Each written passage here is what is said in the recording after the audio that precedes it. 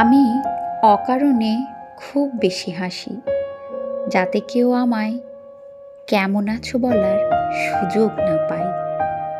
কারণ সেই সত্যিটা বলার মতো শক্তি আমার আর অবশিষ্ট নেই।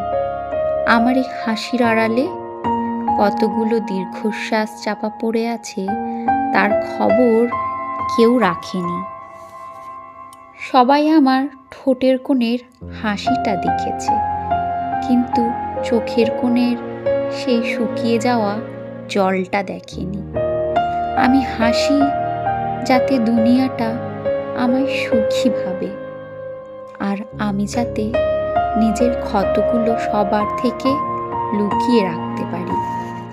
আসলে এই হাসির আড়ালে কত শত গল্প লুকিয়ে আছে, সে খবর কেউ কোনোদিনও রাখেনি।